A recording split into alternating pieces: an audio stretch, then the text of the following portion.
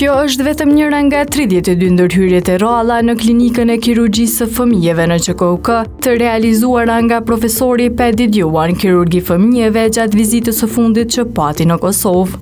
E përgjatë gjithë këtij procesi, doktori australian shpëtoi dhe lehtësoi jetën e më shumë se 300 fëmijëve kosovar. Rasti për të cilin do të flasim sot është një pacient i moshës 10 vjeçare që vuan nga një komplikim në penes që quhet Hipospadias. Sëmundje kjo me të cilën lindin një në 300 meshkuj në botë. This boy is around about 10 years of age and he has what's called Hipospadias, which is an abnormality of the penis where 1 in 300 boys are born with this abnormality and quite a proportion of them have the degree of severity that he has that requires 2 operations. Profesor Dewan tregon me konkretisht se çka është kjo sëmundje dhe si mund të rregullohet ky problem përmes intervenimit kirurgjik. When the penis is developing, it develops from a very curved structure that straightens out, and then the tube in the penis grows along to near where the head of the penis is, and there's a growth from down into the head of the penis. They then join just below the head of the penis.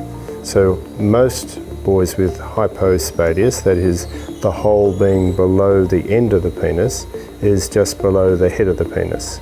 For boys who have a more serious condition, the penis is more bent and the hole is further back. So this boy's had a very bent penis with a hole that's very far back. So what we've done is to straighten it this time and make the tube, the urethra, in the tip of the penis is the first of 2 stages. Pavarësisht faktit që ky 10 vjeçar ishte operuar tashmë disa herë, madje edhe jashtë vendit, ai nuk pati sukses në ndërhyrjet e tjera kirurgjike të realizuara para këtij të fundit. Doktori australian tregon edhe arsyen se pse ka ndodhur kjo. Where the child has a relatively well-formed penis and has the surgery, then they can have a normal life. But it means that the surgery needs to be done to a very high standard to ensure that complications don't occur.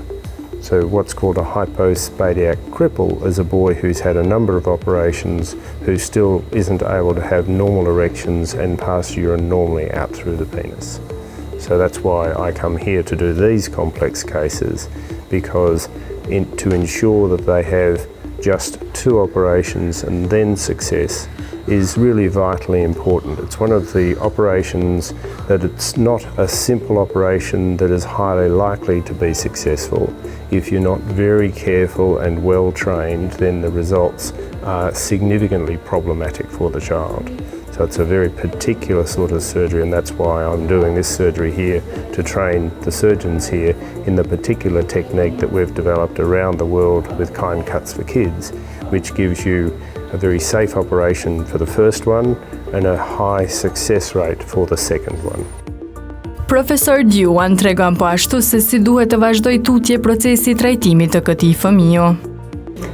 Just by recovering from the operation with the dressing, the catheters for 5 days, then to be able to go home and then to come back for another operation in a few months' time.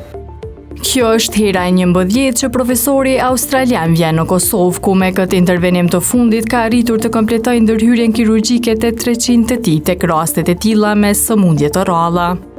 Vetëm gjatë kësaj vizite ai kreu 32 ndërhyrje, ani pse ishin të planifikuara vetëm 25. Ai tregon edhe se cila ishte ndërhyrja e tij më e ndërlikuar kësaj here e që përfundoi me sukses. We've had a very high level of success. We've had no major problems. We've had 1 blocked catheter. We've had a minor incident during 1 operation, but in general, the results have been tremendous. 1 operation that has been particularly successful was a boy who had surgery for the lack of the bowel coming all the way down to his bottom. So it's called imperforate anus, where the colon does not get down into the pelvis nor out to the skin, so there's no hole for their anus.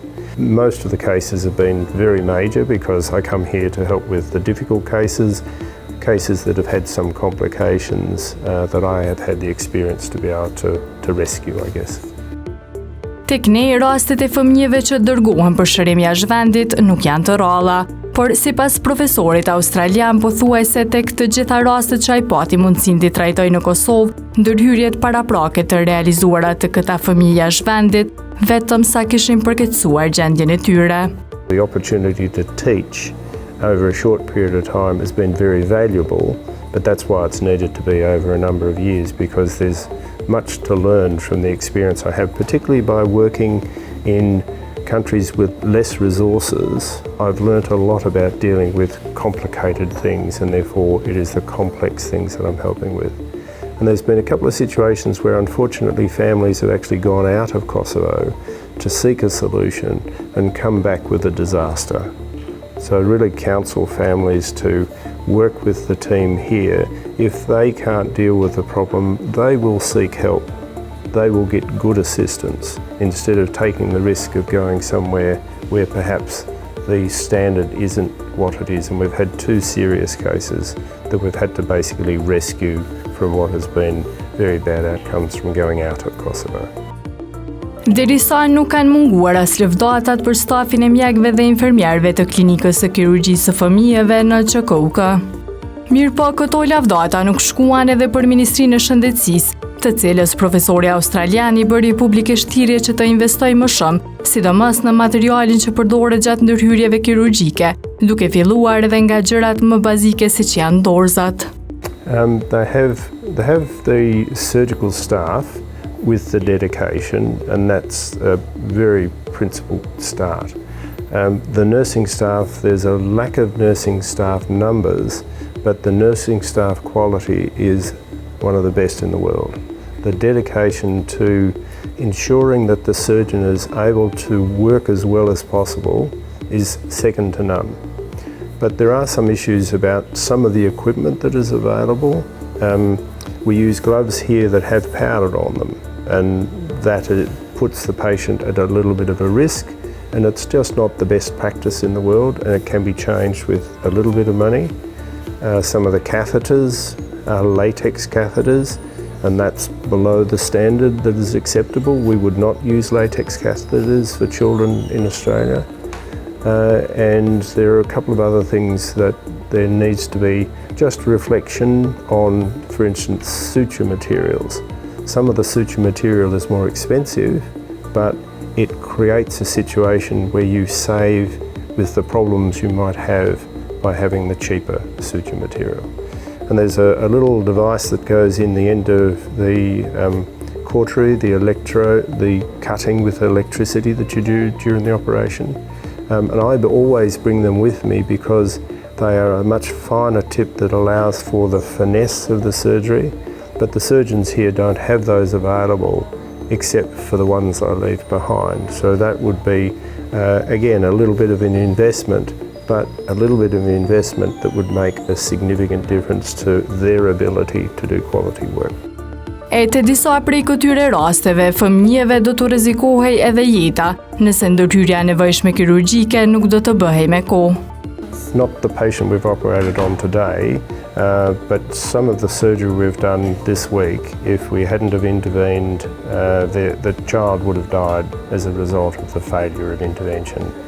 And particularly one boy who'd had surgery outside Kosovo, it is lucky he did not die before his surgery, and he was at high risk of having a very bad outcome from what we did, except for the standard to which we did it. And he's a little boy running out onto the street. Even though he's got a little residual problem, he looks like nothing has happened because he's so much better than he was before we operated. Mirëpo investimi në mjetet e punës nuk ishte mesazhi apo kërkesa e vetme që profesor doktori australian pati për Ministrinë e Shëndetësisë dhe qeverinë e vendit tonë. Yeah, well, I think the recognition of the ability to have excellent standard and to be a centre of excellence for Europe here in Kosovo. You've got a magnificent building here now for paediatric surgery. I think there's every opportunity for Kosovo to become a centre of excellence through the connection of the Kosovo surgeons to other people, as I have done so far. We've had an Albanian surgeon come with me to Mauritius. We've had a Kosovo surgeon come with me to South Africa. And that is about trying to create the Balkans as a centre of excellence because they're connected with people who they can help and can help them so that the standard is lifted up. To ensure that the surgeons and the anaesthetists are kept within the system because they're appropriately financed for the work they do. Ndërsa sipas drejtorit të Klinikës së Kirurgjisë së Fëmijëve, Doktor Ardian Shefkiu, këto lloj ndërhyrjesh janë të vështira jo vetëm për kirurgët në Kosovë, por edhe për ata jashtë vendit. Andaj bashkëpunimet e tilla si kjo me profesorin australian janë më se të nevojshme. Ndërhyrjet janë shumë specifike, janë tralla, jo vetëm të ne, po shumicën e qenave të regionit. Këto ndërhyrje ose thirrën ekipet kur kanë bashkëpunim siç e kemi ne, ose dërgohen jashtë vendit sepse janë të rralla shumë, që përmenda ka qendra të mëdha të zonë sikur Anglia që është një shtet i madh, e ka një ose dy qendra të tillë ku trajtohen patologjitë e caktuara sepse janë shumë të rralla, janë shumë specifike dhe kërkojnë një eksperiencë nga një ekspert ose një ekip i ekspertëve që duhet merren me të. Është fatmirësisht është punë e madhe është botë ne që kemi krijuar një raport me profesorin edhe po mbahet kjo lidhje dhe do të vazhdojmë ta marrim edhe më tutje dhe fëmijët tanë kanë një shërbim sa më të mirë që po e marrin në vendin tonë.